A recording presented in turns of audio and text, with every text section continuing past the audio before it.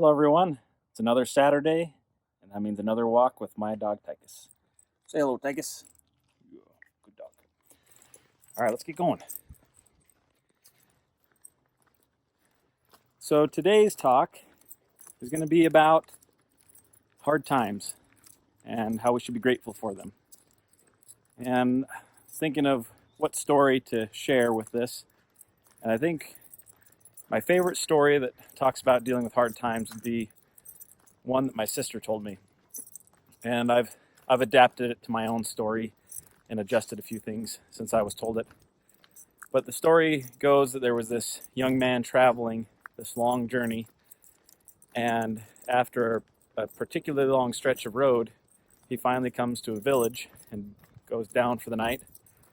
And while he's at the village, he's talking with some people there, and they mention that there's a dangerous river that's coming up, and to go talk to the town's wise man to get some suggestions and some guidance on how to best cross the river. So the man's tired, but he decides to go talk to this wise man, and the wise man tells him that tomorrow when he starts walking, about halfway through the day, he's going to come to the river, and there's going to be rocks on the banks of the river. And he told the young man that if he were to fill his pockets, all of them, as full as he could with the largest rocks, he will be happy, but he will also be very sad. And so the young man thanks him for the advice and goes to bed. The next day starts out fresh on his journey, and halfway through the day gets to the river. And when he gets to the river, he's tired. It's been half of a day already walking around, and he looks at the river, and it's big, it's strong, and he starts looking at the rocks and starts second guessing and saying, well, why in the heck do I need to put rocks in my pockets? That's just going to weigh me down. But he decides, the man is wise, so he starts filling his pockets with rocks and decides not to pick the biggest ones. He gets some big ones in there, but after a while starts picking smaller and smaller ones. Doesn't fill them completely full, and he starts crossing the river. As he's crossing the river, the weight in his pockets just starts bearing down on him, heavier and heavier, to the point where he doesn't know if he can cross the river.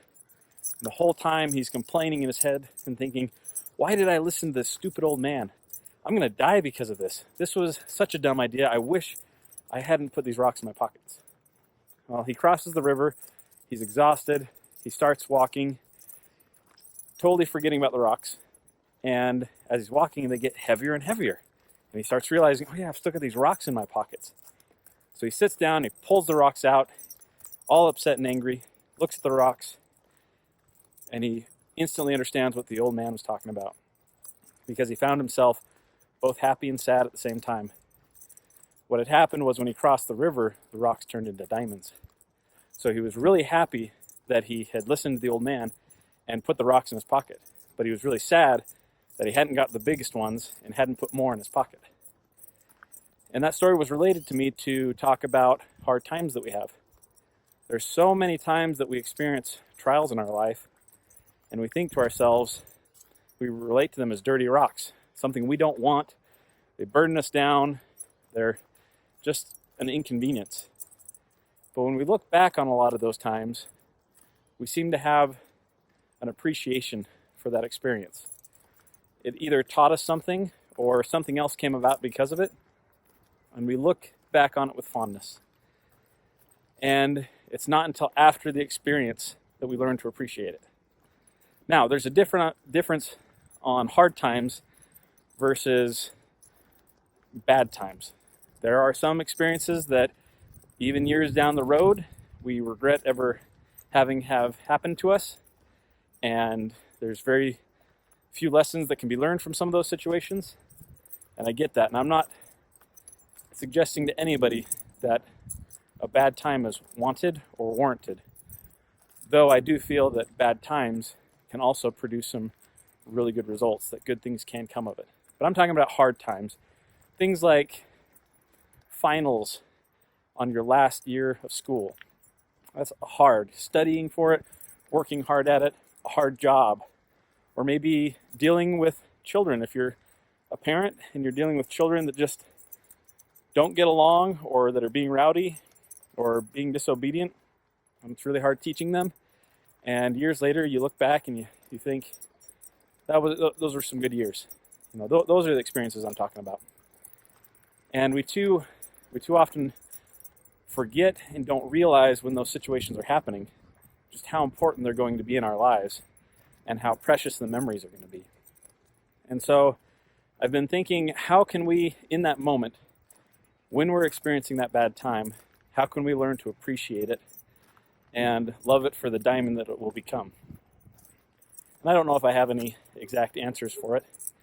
I think the more that we remember it, then that's going to happen. If we can find a way to remind ourselves every time we're having a difficult situation, the hard times, if we can remember that we could look back on it and laugh, I think that will help us to endure those times. But also think during that hard time, what can I do to fill my pockets more? What can I do to have bigger rocks?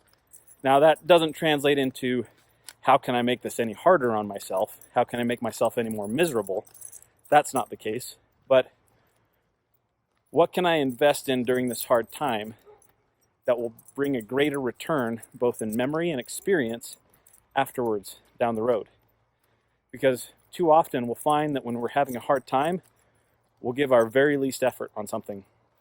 We'll do the very least we can. We'll try to slide through it and just survive until the hard experience is over with.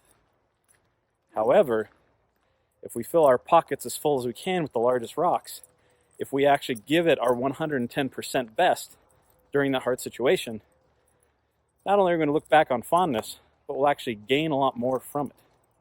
So, going back to the example of finals week on your last year of school in college, for me, I know during those hard times, I made sure I studied just enough to get passing grades. Because I was thinking to myself, this is the last year of school. After this, nobody's going to care about what grades I got. So really, I just need to make sure I graduate. And so I did the bare minimum just to get passing. Looking back on it, some of those classes could have been really neat experiences for me.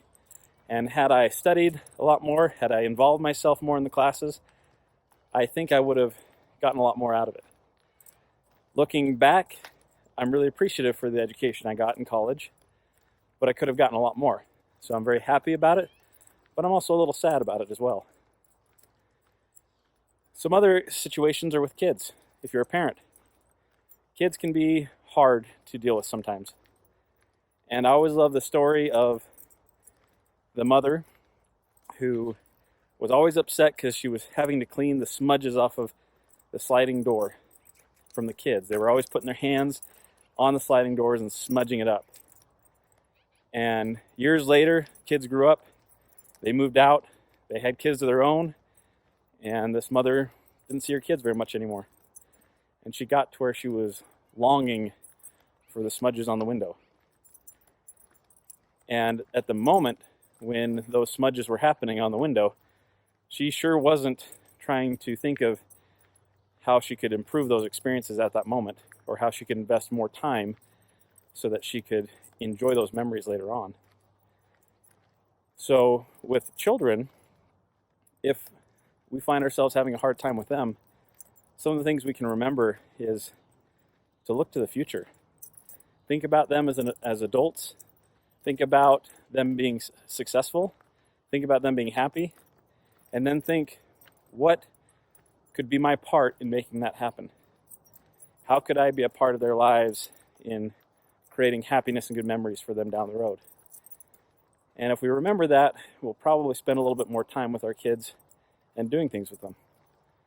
And I think that's the biggest help with getting through hard times and investing more in those hard times, is looking to the future. In my religious community, we call it having an eternal perspective. There are some things in this life that we just have to endure. And if we have an eternal perspective on it, if we look into the future, we can see how that could possibly benefit us.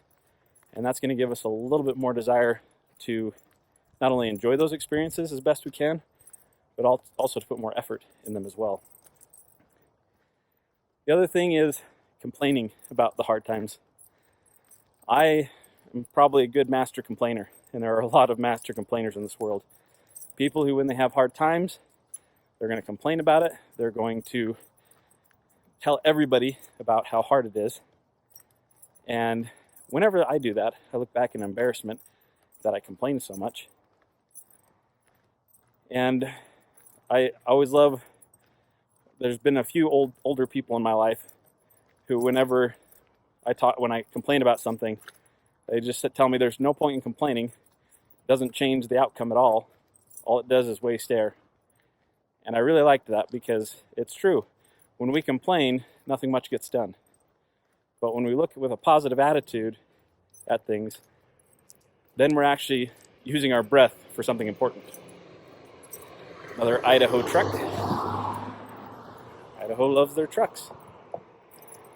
So to sum this up, what I wanted to tell you all is we're all going to have hard times.